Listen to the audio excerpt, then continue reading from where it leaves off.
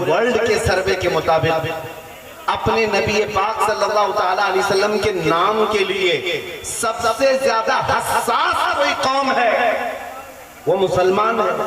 اور اس کے علاوہ دوسرا سروے یہ ہے پوری دنیا کے مسلمانوں میں سب سے زیادہ سینسیٹیو، سب سے زیادہ حساس اپنے نبی کے نام پر کوئی قوم ہے تو بر صغیر ہند و پاک کے مسلمان. عربوں کو بھی نہیں شمار کیا گیا.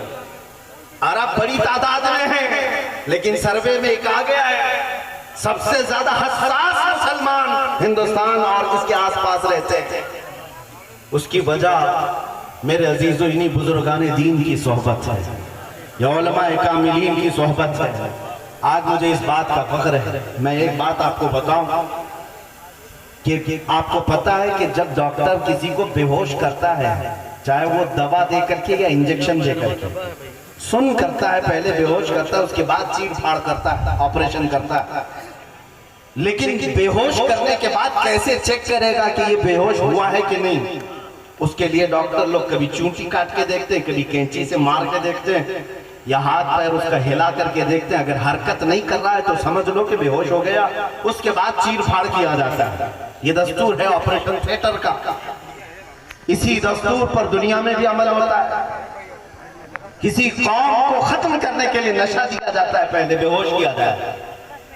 اور برسوں سے امت مسلمہ کو نشہ دیا جا رہا ہے. صرف ہیروئن کوکین کا نشہ نہیں ہے، افیون چرس گانجے کا نشہ نہیں ہے. انٹرنیٹ بھی ایک نشہ ہے جو ہم سب کو دیا گیا ہے.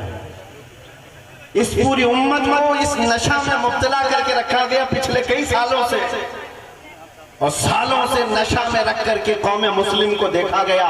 صرف میں ہندوستان کی بات نہیں کر رہا ہوں، پورے دنیا میں. اب چیک کرنے کا وقت آیا کہ مسلمان پورے بے ہوش ہوئے کہ نہیں ہوئے. ان کو چیک کرنے کا طریقہ یہ تھا کہ ان کے نبی کی شان میں گستاخی کی جائے، اسلام، قرآن اور اللہ کی ذات پر بھڑکا جائے. پھر دیکھتے ہیں اس میں کتنے زندہ ہیں اور کتنے سوئے ہوئے ہیں. اب یہ جو گستاخیاں ہو رہی ہیں یہ چیک کرنے کا ٹائم ہے ان کے. جگہ جگہ سے یہ مسلمانوں کی بیداری کو ناپنا چاہتے ہیں. انہوں نے عربوں میں بھی دیکھا، یورپ میں بھی کر کے دیکھا، جہاں جہاں حضور پاک صلی اللہ علیہ وسلم کی شان میں گستاخیاں کرائی گئیں. پھر منظر کو دیکھا کہ کتنے جاگے ہیں، کتنے سوئے، بیدار کتنے. میرے عزیزو، عربوں میں تو ایسی نیند ہے کہ ان میں سے کوئی اٹھنے کو تیار نہیں. چاہے کچھ بھی بول دیا جائے اسلام کے خلاف، رسول پاک کے خلاف، وہ ایک گہری نیند سوئے ہوئے ہیں.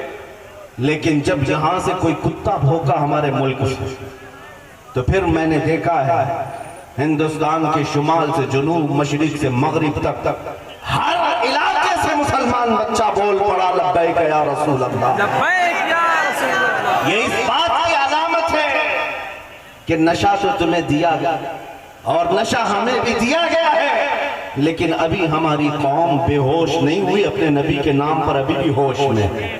اور جب تک یہ ہوش باقی رہے گا یاد رکھنا تمہارا چیر پھاڑ نہیں ہو سکے گا، آپریشن نہیں ہو سکے گا. جب تک یہ زندگی باقی ہے آپریشن نہیں ہو سکے گا.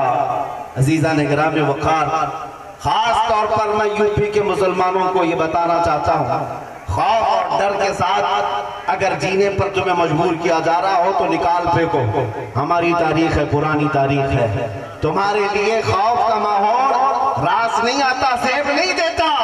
اگر کہیں موب لنچنگ کر کے کسی کا ویڈیو وائرل کیا جائے، کسی کا گھر توڑ کر کے اس کی بربادی کو وائرل کیا جائے اور تمہارے دلوں میں دہشت ڈالی جائے تو نکال پھینکو اس خوف کو. ڈر کے مارے اپنی ٹوپیاں چھپانا، ڈر کے مارے اپنی داڑیاں چھلا دینا، ڈر کے مارے اپنی مسجدوں کے دروازے بند کرنا، یہ حرکتیں مت کرو، بلکہ پھر سینہ سپر ہو کر میدان میں اتر آؤ اور دشمنان اسلام کو یہ جواب دے کر کے سناؤ کہ یہ جو تم چھوٹے موٹے حرکتیں کر کے ہمارے دلوں میں دہشت ڈالنا چاہتے ہو یہ ہماری پرانی تاریخ ہے. ہم اس قوم سے وابستہ ہیں جہاں ہر سال محرم میں ہمیں کربلا کی داستان سنائی جاتی ہے.